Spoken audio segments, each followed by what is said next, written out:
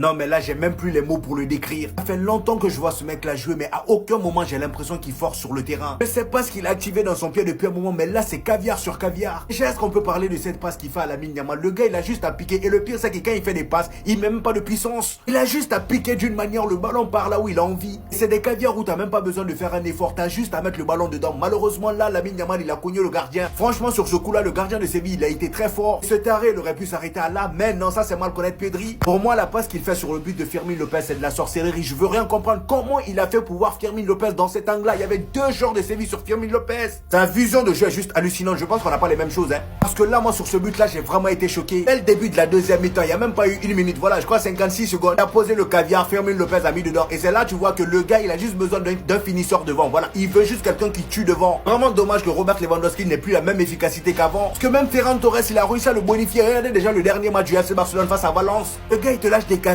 sans forcer. Jamais tu vas le voir mettre de la force. Il est là, tu le fais pression, il tourne sur lui-même, t'es mort. Ah vraiment Pedri les gars, là le Barça ils ont quelque chose en main. Il me régale à chaque match. Je comprends mieux maintenant pourquoi on dit dans la vie, là, faut pas compter sur quelqu'un. Après Valence, c'est maintenant au tour de Séville de nous décevoir. Le 5e match consécutif que vous perdiez face au Barça, vous en avez pas marre. En première mi-temps, vous les avez posé problème en jouant bloc bas bien aligné. Regardez même la rapidité avec laquelle vous avez égalisé. J'étais là, je me disais, enfin, Séville va aller arracher cette victoire-là. Eh ben non, ça c'était dans mes rêves. Il a fallu que Fermin Lopez rentre, que ce sorcier décide de faire opérer sa magie. Le tour était joué. Voilà. Le frérot, il est rentré 56 secondes, il a marqué son but et quelques minutes après, il est sorti. Fermin Lopez, mon ami, toi aussi, je t'aime bien, mais le tacle là, t'es pas allé doucement, Aurait pu casser son pied là. Donc pour moi le carton rouge est totalement mérité. Juste après le but de Fermin Lopez, t'as Rafinha aussi qui décide d'allumer le goal à son tour. Franchement la frappe elle était terrible. Le pire c'est qu'il faisait pas un bon match. Sa première mi-temps là était moyenne. En fait ça c'est vraiment la nouvelle version de Rafinha. Même quand il fait des mauvais matchs, il est quand même décisif. Ça c'est la marque des grands joueurs. Il est sur son année ballon d'or. Moi je le dis et je le répète, il remporte la Ligue des Champions. Comptez même pas sur quelqu'un d'autre pour venir l'arracher le ballon d'or là. C'est sûr et certain. Pendant qu'il joue à 10 contre 11, bien évidemment le Barça n'a pas eu pitié. Et pourquoi je vous dis ces gens là c'est des harceleurs pro max. Éloignez-les de ces petits clubs là. Les Séville, les Valence, même eux-mêmes, je pense que eux ils sont hors sujet maintenant. Dites-vous que le Barça cette saison en Liga c'est 64 buts marqués pour 23 matchs. Et bah je vous laisse deviner combien de buts. Voilà, eux ils sont pris dans les 64. On sera champion. Chose promise, chose due. N'oubliez pas, après chaque match du Barça, il y a le rituel. Le débrief sur Ben Baker. Vous tapez ça sur YouTube. Sinon, le lien il est dans la bio. Vous cliquez tranquillement. Vous vous posez avec votre popcorn devant le petit débrief. Et vous me dites en commentaire ce que vous en avez pensé. N'oubliez pas de vous abonner. Je vous ai dit, 2025 c'est pour nous. Hier, les deux Madrid ont fait match nul. Le score parfait pour le Barça. Aujourd'hui, victoire 4-1 claire et nette face au FC Séville. Le Barça est donc revenu à un petit point de l'Atlético qui est deuxième de Liga, à 2 petits points du Real. En sachant qu'il reste bien évidemment un match face à l'Atlético et un Classico. Ça les a éteints, des petits biscuits, ça les a croqués tout secs.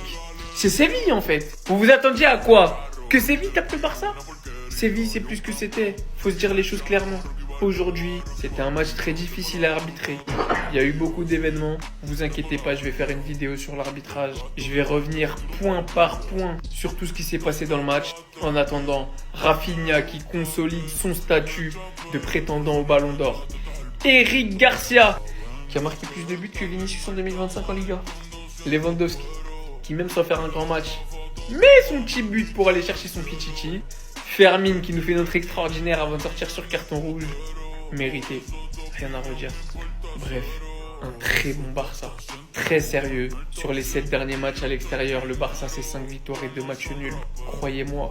On avait de l'avance, on l'a perdu, on va la retrouver. Parole. Vous avez ma parole. On parle d'arbitrage en Liga, c'est bon?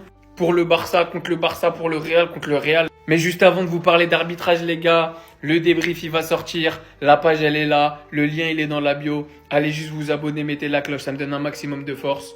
Et normalement, vous allez vous régaler. Vous prenez le popcorn et vous suivez le petit débrief. Faute sur faute sur faute sur faute. Aujourd'hui, revenons sur le penalty pas sifflé. Bien évidemment, je vais vous dire s'il y avait penalty ou pas pour moi.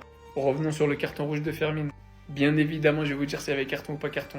Je vois beaucoup de monde qui s'affole. On commence par le but hors jeu qui a été accordé au FC Séville. C'est pas moi qui le dis, c'est Archivo VAR. On enchaîne avec le penalty pas sifflé sur l'action de Jules Koundé. Les actions, je vous invite à aller les regarder par vous-même. Je vous mettrai pas la vidéo. Je veux pas me faire ban de mon compte.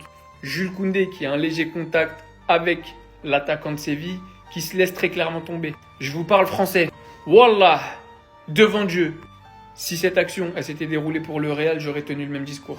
Le contact est tellement léger. L'attaquant surjoue beaucoup trop, il exagère trop, il se laisse tomber. C'est jamais Jules Koundé qui le fait tomber. Même si ça avait été Rudiger, Asensio ou qui vous voulez, j'aurais dit qu'il n'y avait pas pénalty sur cette action. Ensuite, l'action de Fermin Lopez.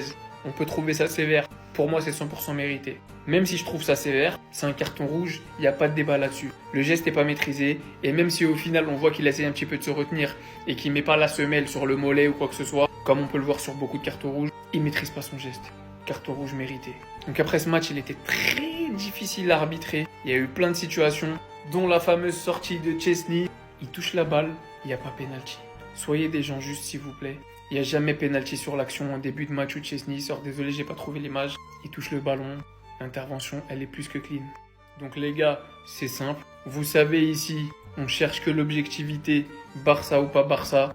S'il y avait eu pénalty, en tout cas si j'avais estimé qu'il y avait pénalty, je vous l'aurais dit. Mis à part le but hors jeu qui aurait pas dû être accordé visiblement, et bon au final 4-1, on va pas s'en plaindre, on s'en fout. Moi je vois pas les décisions où est-ce qu'elles ont été mal prises en vrai de vrai. Araujo qui sort sur blessure, il y en a qui vont se réjouir. Le pire c'est que c'est les Barcelonais qui vont se réjouir. Je vois comment ça parle de lui, c'est de la folie. Mais vous savez quoi, c'est pas moi qui le dis, c'est Archivovar. Vous savez, cette page que tous ceux qui suivent la Liga tiennent comme roi dans l'analyse et le décryptage de l'utilisation de la VAR en Liga. Négligence absolue dans le match entre Séville et Barcelone. Il y avait hors-jeu. Alors moi je suis même pas là pour vous dire, le match il est même pas fini, c'est la mi-temps. Vous voyez, les lignes ont été tracées. Qu'est-ce qui apparaît? Il y avait hors-jeu. Araujo étant la première ligne verte ou bleue, je sais pas quelle couleur vous la voyez. Et le joueur sévillan, la ligne rouge. Donc ça serait pas la faute d'Araujo. Alors oui, il est énervant peut-être à pas se positionner aussi bien que Cubarsí ou Inigo Martinez. Il vient d'arriver, vous voulez pas lui laisser du temps. Ça parlait pareil de Frenkie de Jong, aujourd'hui vous êtes en train de nous dire qu'il est exceptionnel. Ça parlait pareil de Ferran Torres, aujourd'hui vous êtes en train de nous dire finalement il devrait être titulaire devant Lewandowski. Dès qu'un joueur est bon, c'est le meilleur joueur du monde chez vous. Dès qu'il est mauvais, il a plus aucune qualité, il pue la merde, faut le brûler. Réveillez-vous un petit peu. Chaque joueur a ses qualités. Croyez-moi, Cubarsí a des qualités sur certains domaines où il extermine Ronald Araujo. Pareil pour Inigo Martinez. Mais dans d'autres secteurs de jeu, Araujo est bien meilleur que Cubarsí, qu'Eric Garcia, qu'Inigo Martinez. Chaque joueur a ses qualités. C'est ça l'avantage. D'avoir certains joueurs bons dans la relance, d'autres bons dans le duel, d'autres bons dans le positionnement, etc. Et c'est pas parce que dans un système de jeu assez complexe à maîtriser, quand tu reviens de blessure, où on essaye de te mettre à un poste très exposé dans un système qui expose littéralement toutes tes failles, qui est le piège du hors-jeu, que Ronald Araujo est un mauvais joueur et qui doit tailler du FC Barcelone. Mais comme vous avez 2 de QI, vous n'êtes même pas capable de faire la différence entre un mauvais joueur et juste un joueur qui a peut-être besoin d'un petit peu de temps d'adaptation. Parce que ce système, il n'est pas du tout basé sur ses qualités à lui. Là où Cubarsí et Inigo Martinez, qui sont des joueurs d'anticipation, de positionnement et de jeu au pied, sont bien évidemment mis en avant. Mais là, je vous en demande trop. De toute façon, la plupart, vous avez déjà quitté la vidéo, je sais très bien. Mais les mêmes qui sont en train de le critiquer vont venir se plaindre à la fin du match qu'il n'y avait pas hors-jeu, en crachant sur Araujo. Alors que selon la même logique, il y avait hors-jeu, donc Araujo il est pour rien. Bref, regardez bien ce que je vous dis. Je vous dis que ce boug-là, il est beaucoup trop fort au football. Il amène cette chose que Gavi n'est pas en capacité de ramener. Parce que Gavi, c'est un numéro 8, alors que lui, c'est un numéro 10. Il sait se placer pour assister Lewandowski et proposer des solutions à Pedri. Pedri qui fait une merveilleuse passe décisive. Encore aujourd'hui, il est l'homme du match. Mais lui, c'est un petit insolent. Il vient, il rentre, il fait la différence. Carton rouge, il sort aussitôt, il a fait son job du match. C'est une dinguerie, les gars. Donc, les gars, victoire 4-1 du FC Barcelone, là, aujourd'hui. Je vous cache pas, il y a eu pas mal de fautes d'arbitrage, que ce soit du côté de Séville et du côté du FC Barcelone. C'était assez partagé des deux côtés. Entre Archivovar et la VAR, il n'y a aucune cohérence. Voilà, on ne sait toujours pas s'il y a eu hors-jeu, pas hors-jeu sur la première action. Il devait avoir 2 pénaltys sifflés pour Séville. Malheureusement, ça n'a pas été sifflé. Mais de ce que j'ai vu dans le jeu, en tout cas, que ce soit offensivement ou même défensivement, le FC Barcelone mérite sa victoire. Après, j'ai le seum, hein. Le FC Barcelone revient à 2 points du Real Madrid. La Liga est relancée, plus que jamais, vous imaginez. On est des clowns, hein, nous aussi. Hein. Le FC Barcelone était largement devant nous, ils nous ont permis de les dépasser. Et nous, on perd des points à chaque fois et voilà, le Barça nous rattrape. Donc là, il y a des humains normalement constitués qui vont me dire que sur cette action, il n'y a pas pénalty. Non mais, c'est vraiment une dinguerie cette année, la VAR. En fait, vous avez décidé de chier sur toutes les équipes. Parce que oui, après cette action, le FC Barcelone a réussi à marquer un but. Rafinha, il a mis une superbe frappe, incroyable, il n'y a pas de souci. Mais il devait être annulé. L'arbitre devait aller regarder la VAR et puis signaler le penalty pour Séville. Chose qu'il n'a pas faite. Et à un moment donné, je veux même vous montrer encore plus l'action, hein. Il y a même la poussette de Koundé. Là, voilà, déséquilibre total de l'attaquant. Je commence à en avoir marre vraiment avec cette ligue-là. Tebas, c'est vraiment, il fout la merde avec tout ça. Mais moi, la problématique que j'ai sur ça, c'est qu'il n'y aura pas de vidéo au sujet de ça. Voilà. Alors que ça change considérablement tout le match. Surtout que Firmine prend un carton rouge. Donc c'est-à-dire que Séville avait l'opportunité de pousser et de faire pourquoi pas la différence. Donc voilà, moi c'est un constat clair, net et précis. Je suis pour le Real Madrid, mais je reste objectif pour toutes les équipes, que ce soit Séville, FC Barcelone, Valence.